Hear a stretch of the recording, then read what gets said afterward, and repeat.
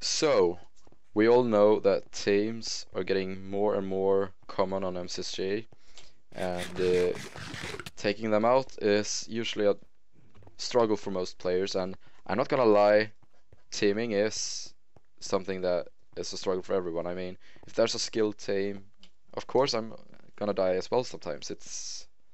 That's something I do. No one is perfect. I mean, teams. There are a few things that you can do though to slightly improve your chances against those teams. So that's what I'm gonna mention right now. So when you see a team, if they have, let's say, equal stuff with you, you're already at a disadvantage because, of course, they have the same stuff as you, and they are too. They have 20 hearts in total, and they have double the damage capacity. So, what I want to mention here now is that if you see a team, what you want to do is, this is an honest answer, run. So basically what you want to do, you want the team to chase you.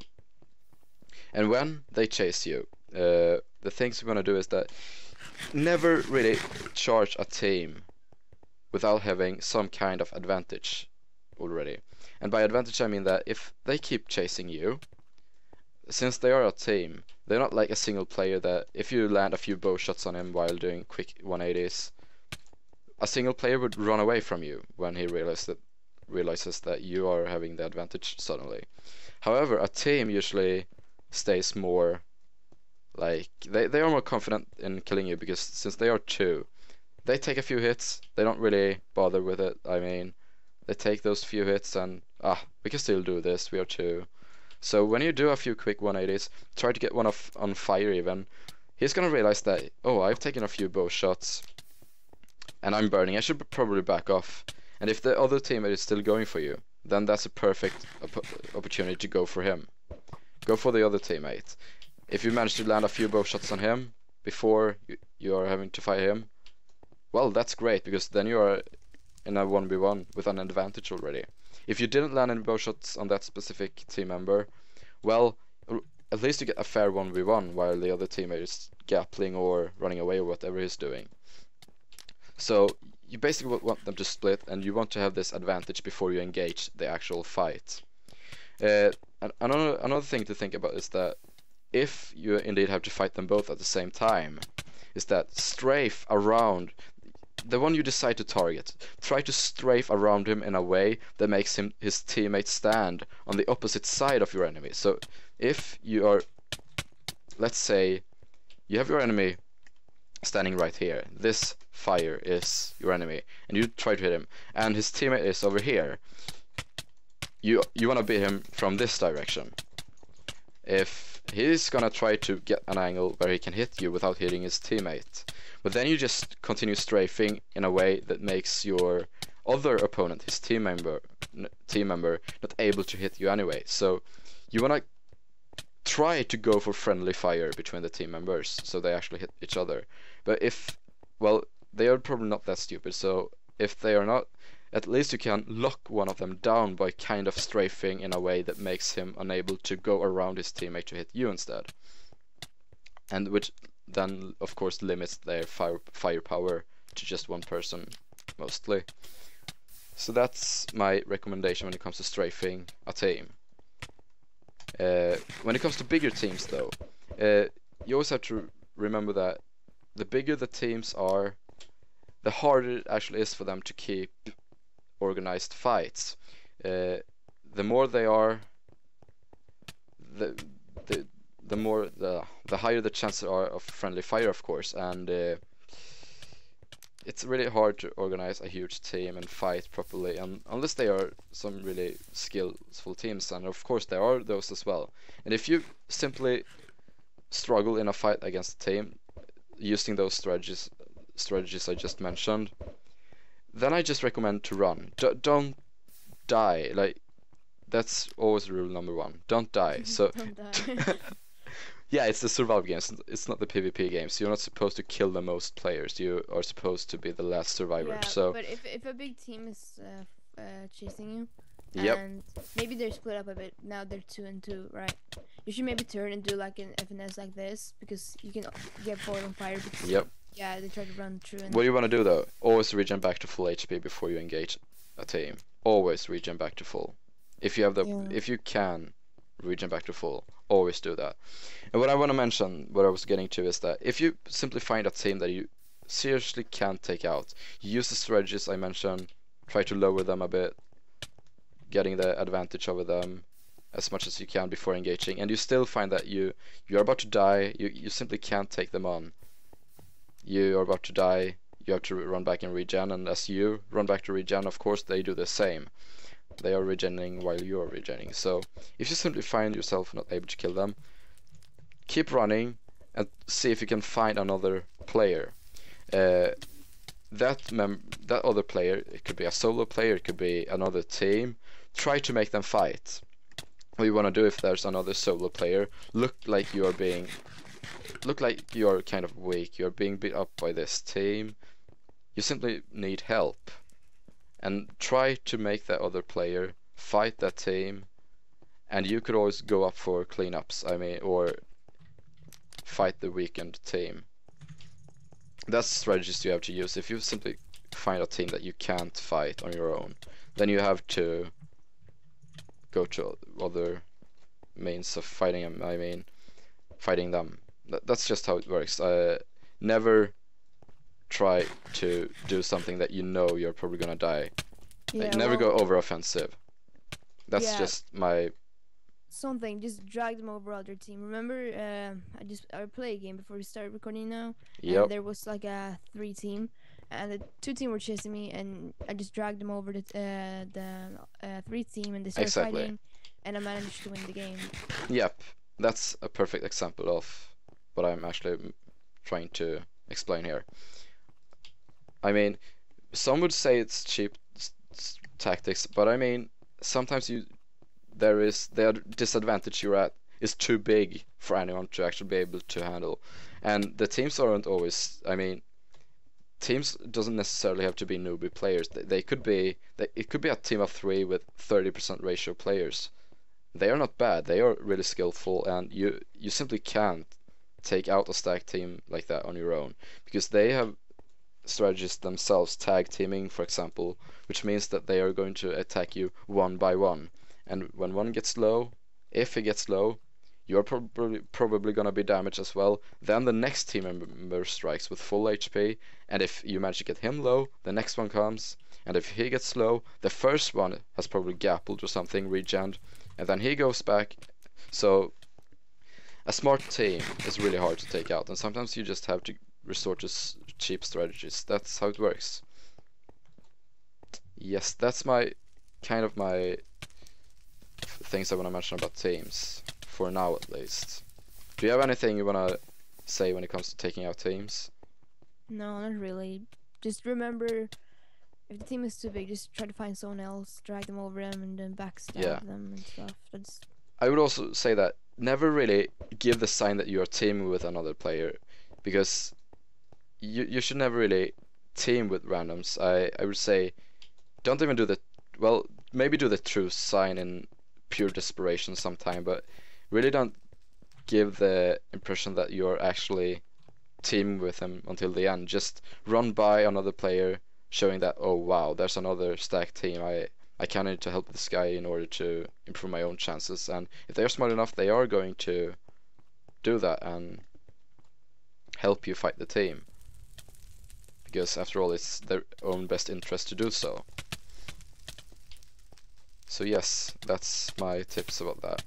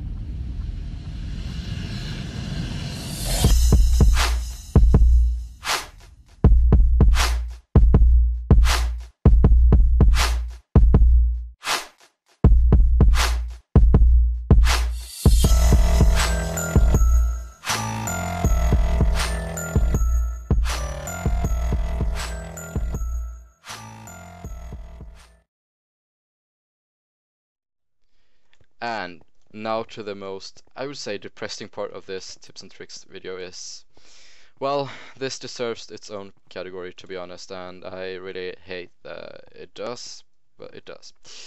Hackers. How to fight hackers. Yeah, well, it really depends. If you engage a hacker and you're not prepared for it, if you are not ready for the player to actually hack, then you are possibly going to die, because there are multiple kinds of hacks. Some people use them all, some people don't. Some people just use kill aura, some people use some combinations. So fighting hackers is extremely unpredictable. I can't really give a certain way of killing them, but I can give some tips against some kinds of hackers. So kill aura. If your opponent has kill aura, the thing is, you really want to avoid sword fighting him, and that's kind of obvious. I mean, you need arrows, you need FNS. A good rod combo could also kind of knock him off, because if you just keep him out of hit range, then the kill aura won't work. So yeah, a good combo could also set off a hacker, which possibly could make you win a fight pure melee. And this time, when I'm actually talking about this, I'm kinda, well, what I'm trying to mention here is like a fight between two equally stacked players. Like, the hacker is equally stacked with you. I mean, if the hacker is extremely undergeared, then of course you can go in with a sword and just kill him real quick. But I mean, if let's say you're both stacked, then you are going to need lots of arrows, you're going to need FNS, usually, because a sword fight is just pure suicide. The thing with hackers, though, that I want to mention is that they have their kill aura, and that's about it, really. Hackers are usually extremely bad players that need hacks to win. That's just the truth. Hackers sucks. There's nothing else to say here. Hackers sucks. They are sad if you noobs. if you die to a hacker, just think that they're really just noobs that need them to win the game. Speed hackers, no knockback. Yep, we're getting to that. Well, yeah. One thing though. Yep. If you have a ton of arrows, you should just jump into the water, because they're exactly. Especially if they have no knockback, because then they're just running for themselves. If you jump in the water and just get them a bit out, you know, they can't really escape. Yeah, the thing I want to mention about the kill aura players is that if you just manage to stay away from them, they're usually pretty bad with the bow, because I don't know if there's some kind of bow aimbot hack, but I've seen players run around shooting the bow in full sprint speed, but that's something else. But their aim is usually terrible, and their ability to avoid FNS is just non-existent. They just run in a straight line, like, towards you usually. So killing a hacker isn't always that hard. Not necessarily, because they usually just run at you in a straight line. So FNSing them isn't hard at all, and then you can get some really nice bow combos on them, because as I said, they just keep running in a straight line. And then if you want to, you could just go in with a sword and just finish them up with 1 or 2 hits. It's not that bad. But now to the part what I said, that they are unpredictable. Sometimes they are usually using multiple hacks, and some of them are, well, it's fly hacks basically, but it basically gives since we have NCP on the servers, it gives the impression of, what should I say, I call it speed boosting. It actually is flying, but it kind of looks like they are just extremely fast speed boosting towards you a few blocks forward, and they keep doing that every few seconds. And if they do that combined with no knockback, that's devastating, because if they do that on land, you need to go to water as fast as you can, because you basically can't escape from them. You can't slow them down by FNS, you can't bow spam them, you can't do anything to actually keep them away from you, and they are faster than you because they are speed boosting, aka flying. So if they do this, you need to, as fast as you can, move towards water if there is any. Those hackers are, well, what should I say, just a pain in the ass, but simply put out like that, because they really are a pain in the ass. Like, killing those are truly painful. If you have water, though, some hackers water walk, some don't. And even if they do, I usually find myself being able to keep them away from me, because it seems like they're only able to do this kind of walking or boosting every few seconds, and usually running them away or both spamming them is enough to still keep them away from you, if you do it accurate and everything. So water is your best chance against most kinds of hackers. And then there are those hacker teams as well. It's a new thing, kind of, on EU at least. There's a lot of hackers teams lately. Almost every game, not even joking, to be honest. It's sad, but that's the way it is. And yeah, same thing there. Try to pull them towards water, because if they don't have water walk, you can basically just bow spam them to death. Go underneath them, because as I said, if they have kill aura, and if they are out of hit range, they still can't hit you. So if you go underneath them, yeah, most hackers are, as I said, bad as well. So the underneath strategy in water is really useful against hackers, as long as you really get underneath them. And then just bow spam them after a few hits. It usually works. Yeah, one thing, you know, if they're speed boosting and yep. Stuff like that, no knockback, you know, you could always get to a really small place, because as long as they're not like super stacked, if they're a bit more or less stacked than you could always go to like a really small place. You can just block it and go, yeah, because you can manage to win. Yep. Because they won't really have any exactly. advantage. Because but if you're trying to run away, you know, of course they will, you know, they will just fly up to you and you'll be kind of screwed. Exactly. But yeah, as you said, if you are extremely accurate, you can actually trade equal hits with a hacker. It's I wouldn't say that this is easy to do, but if you are extremely accurate, you can actually trade equal hits with a hacker. What? What? No, but really. So if your hacker opponent is less geared than you, you could actually do, as Rex said, get in a tight spot and kind of block hit them to death. It's possible to do. Just purely with the sword. But I wouldn't recommend doing this against someone with equal gear or even more than you. No, Never. That you should Yeah. not do that. Yeah. But this is basically all that there is to say about hackers. They are sad noobs, and there's nothing really more to do against them than what I just said. There is no real other trick when it comes to hackers. Well, get them banned. Okay, so the last few things that I want to mention is that food. As we all know, you need food to survive in the Hunger Games. Well, that was so obvious. Okay, so really though, there are different kinds of food, and as we all know, before a fight you should always eat the most effective food as you have. Golden carrots has the best saturation value of all foods. So I would recommend to always eat golden carrots before an intense fight if you can. Steaks, cooked pork chops, all of those are really good. Same with baked potatoes, cooked chicken, all of that. It's good food. Bread is kind of decent. Carrots, well, some people say that carrots and apples are the same, but they are not. Carrots have twice the saturation of apples, so yeah, it's almost as good as bread actually. Even though it just fills 2 hunger, the saturation is almost the same as bread. Okay, so some really minor details here I want to mention now is that, as we all know, MCSG has way more kinds of food than we really need. So they have both cooked chicken and potatoes, well, baked potatoes, which is basically the same kind of food. I mean, they both have the same saturation, they have the same amount of hunger filling, 3. So it's basically exactly the same. And what am I getting at? Well, it fills up your inventory, and having a full inventory in MCSG can be devastating, because if you're going to swoop up loot, let's say you killed someone and someone is trying to clean you up, you want to get as much loot as you can from that corpse as possible. And if your inventory is already full of food, let's say different various kinds of same food, then of course you are getting less items up from that corpse. And let's say he had a diamond sword and you kill him with a stone sword. Yay, great, but you have to run like hell because someone is trying to clean you up. And because you had like this really full inventory already, you didn't get the let's say iron chest plate that you needed, you didn't get the diamond sword. So, well, that's not really good. Maybe the cleanupper even got that.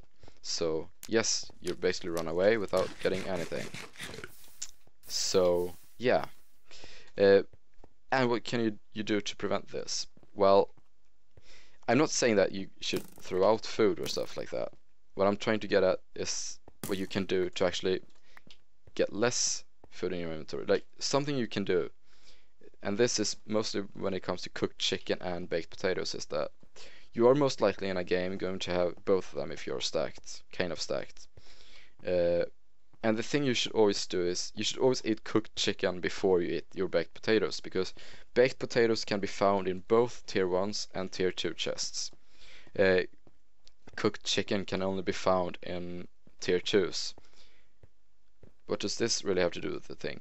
Yeah, what I'm getting at is that the likelihood of getting cooked chicken is way less than getting baked potatoes. So you're more likely to have more baked potatoes than cooked chicken.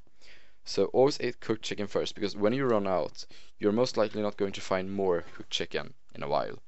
And your stack of baked potatoes is probably going to grow even more. So you basically gain one inventory slot by wasting your, or eating your cooked chicken first.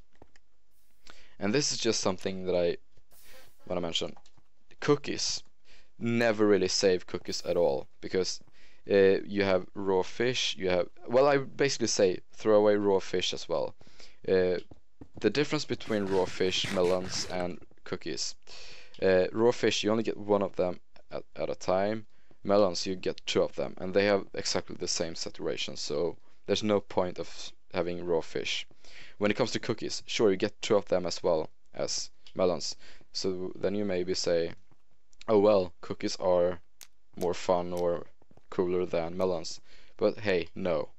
The thing is, even though melons have a terrible saturation, same with raw fish, both raw fish and melons have 3 times better saturation than cookies. Yep, cookies are that bad. Never eat cookies unless it's something that you just have to do. Let's say you're running extremely low, you just have to eat cookies. Then sure, go ahead and do it. I mean, I'm just saying, if you have enough food, cookies is something you should just drop immediately, and same with raw fish. Raw food isn't really that bad. You could always, I mean, save some raw food, and since they changed how fast the saturation drops, it's always good to keep some raw food and eat it in between the fights. Always eat so you think that you are going to drop down to eatable hunger again before you engage a fight, so you can basically eat good food again just before a fight. Try to avoid wasting your best food in between the fights when you just run around, because you need that food later on. Because in the past you usually could just save, well, eat good food at all times, because the saturation of a golden carrot would last for like 3 or 4 minutes. It's not like that anymore, as we all know. So yeah, that's basically the food point of view. There are probably some more, but that's probably just my point. And same goes with pumpkin. Well, let's go to the pumpkin pie. It gives the same amount of hunger back as steak and cooked pork chop, but the saturation is the same as, I think it's the same as carrots. I'm not sure. It's something there, and that's actually really bad.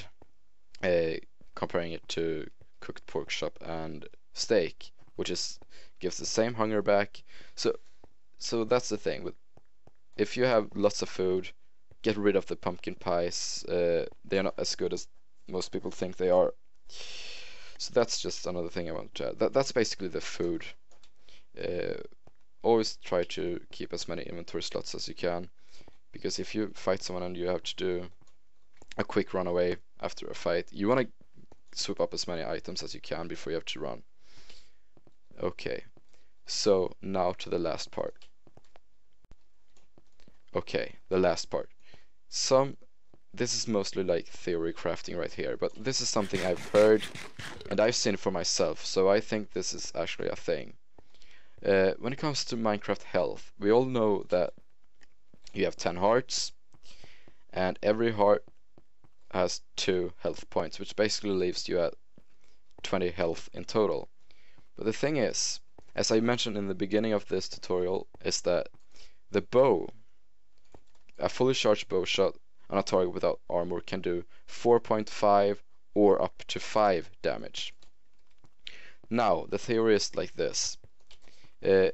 Every half heart has 10 health points. So, what I'm actually getting at here, yeah, what I'm trying to say is that every half heart has 10 health points, which basically means that you have 200 health in total.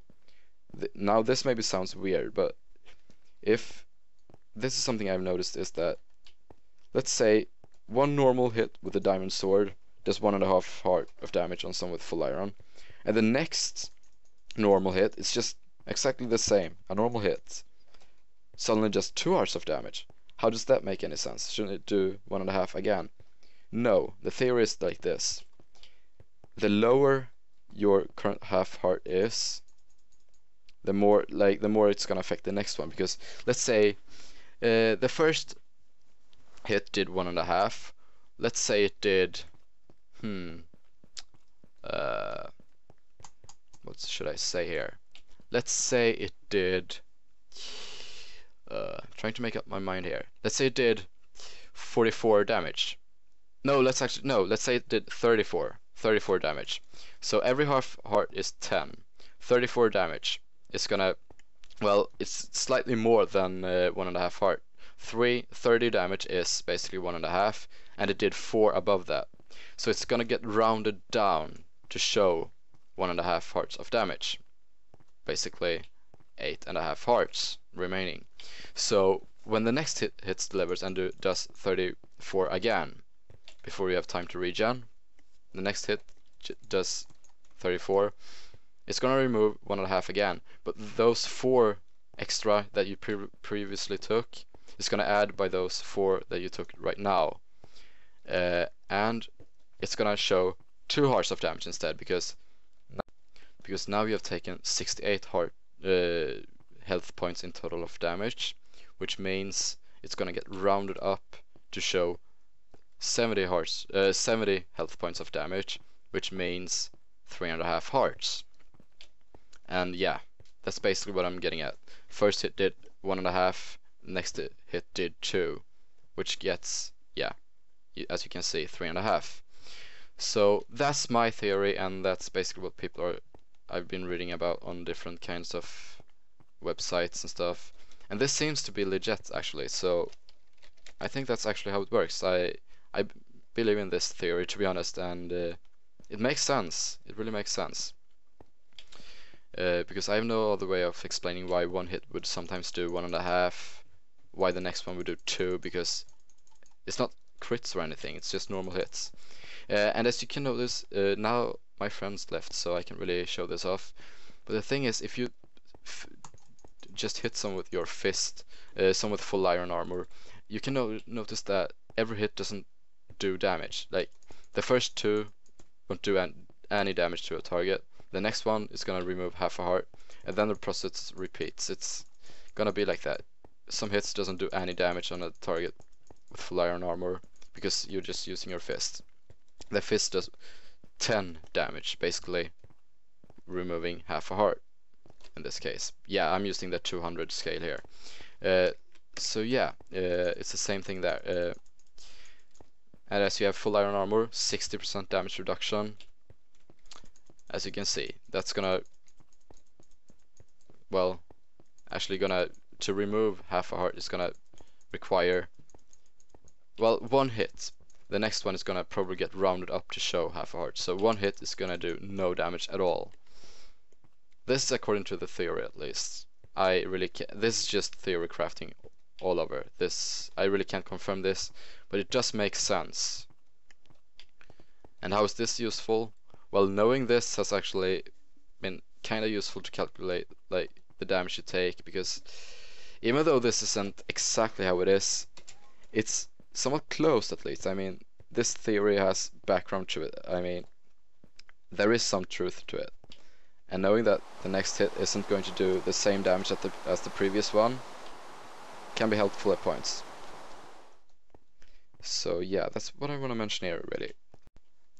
Okay, so let's pretend that you have an opponent, he has a diamond sword, you have full iron, and you have 4 hearts remaining. Let's say that he hits you, let's just say normal hits, and he hits you for 2 hearts of damage. You're gonna drop down to 2 hearts. And by knowing that you took 2 hearts of damage, you know that the next hit is probably just gonna do 1.5 if he lands a normal hit, that is. And by knowing that, you know that you can take that extra hit, maybe it's worth staying in the fight and try to kill your enemy, because then you're going to survive with half a heart. That's just knowledge that's really good to have. I mean, it's really hard to judge exactly how it works, but it's something like this. I can't say that this is completely true, as I mentioned many times now, but it's something. I can definitely say there's something that causes some hits to do more damage than others, even though it's the same hit. It's not crit, really. So yeah, this is something I would like, since this is actually the last thing that I'm gonna mention, I would like you to comment down below what your theory behind this is. Could this be the truth, or is it something else? What do you think? And by that, I'm gonna end this tutorial here. I hope this has been helpful, even though we kind of jerked around a little. We kind of started off, I don't know, tired and stuff. So I really hope it's decent anyway. I mean, I'm something I want to start doing is that during my episodes of MCSG, if I find out more stuff that I want to go through, because this was basically something we didn't really have a plan when we started doing this. We just basically mentioned things that pop up in our heads, and if I just think of more things that I want to mention, I'm gonna have like those, what should I call it, pro tip pop-ups in my MCSG episodes, just for fun. I don't know, what do you think about that? Is that a good idea? I mean, could be cool, like this pop-up thing just popping up saying tip of the day kind of thing. I don't know if I find out more things that I want to mention, because this is all I have in my head right now. I'm really tired. I want to get some sleep because I haven't slept in over 24 hours. Yay! But yeah, as I said, I really hope you all enjoyed this tutorial. Leave some comments down below what you think about this health theory. I really don't know, but I've seen stuff that really points towards the truth of it. So with that said, I hope you all enjoy this. Bye!